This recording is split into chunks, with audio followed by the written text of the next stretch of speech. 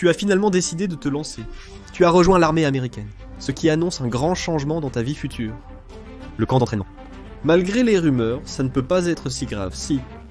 Dans l'épisode d'aujourd'hui de The Infographics Show, nous allons vous montrer ce que les nouvelles recrues de l'armée traversent réellement au camp d'entraînement. Officiellement appelé entraînement de base, le camp vous fera traverser 10 semaines d'enfer, où vous serez poussé à votre limite mentale, physique et émotionnelle. Tout le monde que vous rencontrez ne va pas y arriver. Entre 11 et 14% des recrues que vous rencontrez abandonneront avant d'atteindre la fin de leurs 10 semaines. Vous espérez que vous ne serez pas l'un d'eux. Vous êtes d'abord affecté à un lieu de formation de base. L'armée américaine en a 4, Fort Moore en Géorgie, Fort Sill en Oklahoma, Fort Leonard Wood dans le Missouri et Fort Jackson en Caroline du Sud. Le choix de votre camp d'entraînement dépend de divers facteurs. En tant que membre engagé général, vous passerez un test physique avant une formation spécialisée dans le même établissement, déterminant votre affectation pour le camp d'entraînement. Les aspirants à la police militaire sont affectés à Fort Leonard Wood. Les experts de l'infanterie et des blindés achèvent leur entraînement initial à Fort Moore. En somme, vous allez là où l'armée vous envoie. Vous commencez à faire vos bagages. Prévoyez des vêtements confortables, des sous-vêtements blancs, des chaussettes de sport blanches jusqu'aux mollets, des chaussures de course obligatoires et les articles de toilette nécessaires. Apportez votre carte de sécurité sociale, une pièce d'identité valide de l'État, vos dossiers de vaccination et votre diplôme d'études secondaires ou certificat d'études supérieures. Vous n'avez même pas encore commencé l'entraînement de base et vous avez déjà une tonne d'exigences à respecter. Vous recevrez vos premières instructions et les détails de votre transport de votre station locale de traitement des entrées militaires ou station de traitement des entrées militaires. Vous serez récupéré, probablement en bus, pour votre entraînement de base militaire. Votre première semaine, la semaine 0, est prise par le bataillon de réception.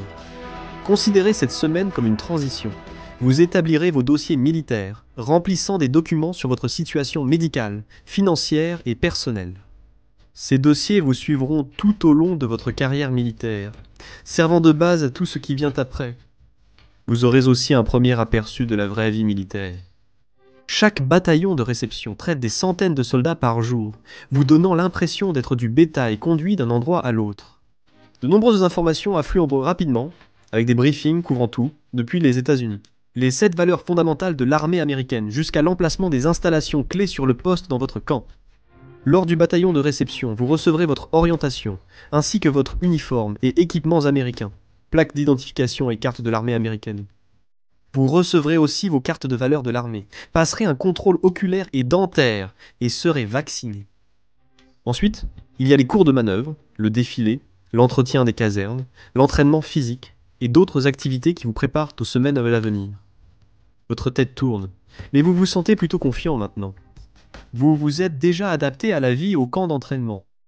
Vous avez été un peu mis à l'épreuve physiquement, mais ce n'est rien comparé à ce qui vous attend. Vous êtes entassé dans un bus depuis le bataillon de réception et envoyé à vos casernes. Ce sera votre maison pour les 2 prochains mois. Sur ordre de votre instructeur militaire, vous alignez votre sac d'une certaine façon et le videz.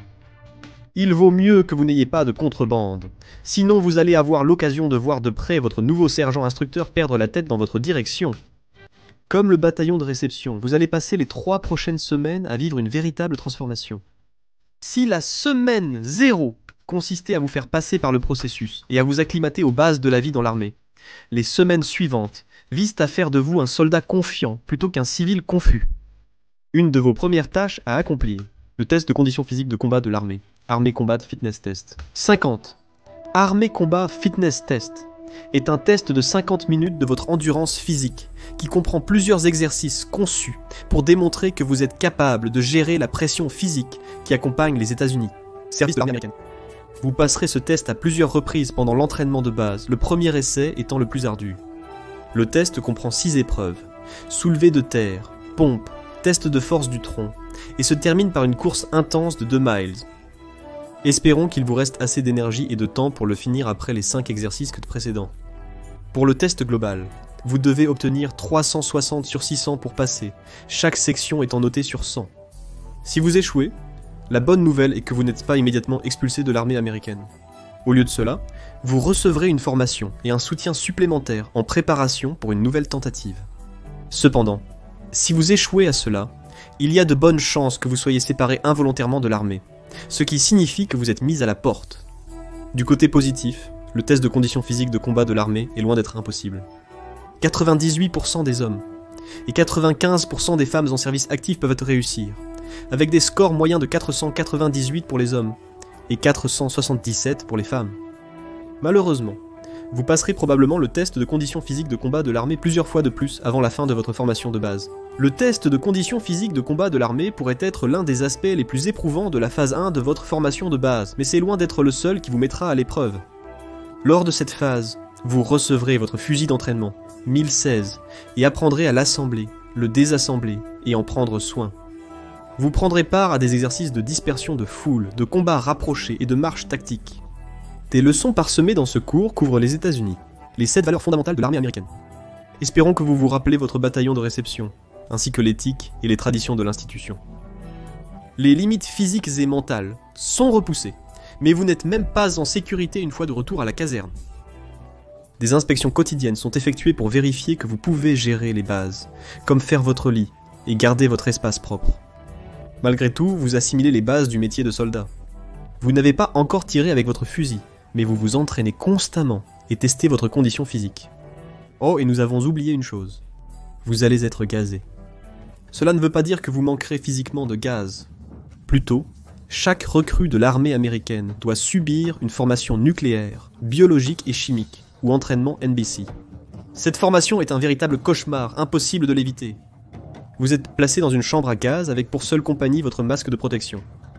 Ensuite, vous recevrez une formation sur l'ajustement de votre masque de protection et autres équipements chimiques. On vous dit de vous aligner en groupe avec 5 à 15 autres soldats à l'extérieur des portes de la chambre à gaz, où vous mettrez votre masque de protection. Vous pénétrerez dans une pièce brumeuse, accompagné d'un sergent instructeur. Ce brouillard est du gaz CS, aussi appelé gaz lacrymogène. Vous allez bientôt ressentir ses effets. Le sergent instructeur vous tape sur l'épaule. Levez votre masque et déclarez votre nom, grade et numéro de sécurité sociale. Vous essayez de rester calme, en inspirant aussi profondément que possible avant de lever votre masque et de donner les détails. Mais vous paniquez, aspirant du gaz en parlant. Vos yeux pleurent, mais c'est normal, le sergent instructeur veut que vous inhaliez du gaz pour apprécier l'importance de votre masque de protection. Après cela, vous recevrez une dernière consigne. Enlevez votre masque et quittez la pièce dans l'ordre. Il est presque garanti que vous inhalerez du gaz CS pendant ce processus. Félicitations, vous avez réussi. La phase 1 vous soumet à une série de tests ardus, mais vous êtes loin d'en avoir fini. La phase 2 approche à grands pas. Vous passerez le plus clair de ces 2 semaines à vous familiariser avec votre 1016. Vous passez environ 6 heures sur le terrain à perfectionner vos tirs groupés. 8 heures de plus sont dédiées à apprendre à régler votre visée. Même le meilleur fusil ne peut atteindre sa cible si sa visée est mal alignée. 6 heures supplémentaires sont dédiées à des retours sur votre performance, avec des conseils de votre entraîneur pour améliorer votre tir. Vous devrez tirer sur des cibles pop-up et uniques, depuis 3 positions différentes. Votre objectif ? Toucher 23 des 40 cibles apparaissant à différentes distances. Vous vous familiariserez également avec d'autres armes à ce stade, dont les grenades à main et les mitrailleuses, comme le 1000 IL 240 et le 1000 IL, 2 couramment utilisés pour l'entraînement. Le travail avec des armes lourdes comme les lance-grenades et les armes anti-chars suivra aussi votre formation de base au fusil. Au-delà de la formation aux armes, vous effectuerez également des exercices pour maintenir votre condition physique, ainsi que des exercices conçus pour améliorer votre travail d'équipe et vos capacités de combat au corps à corps. Cette phase inclut également la formation nocturne, où vous serez probablement initié à la lecture de cartes et de boussoles lors de sorties de nuit. Vous continuerez aussi vos études sur l'éthique et les valeurs de l'armée, le but étant identique à votre entraînement physique, un forage constant jusqu'à tout connaître par cœur.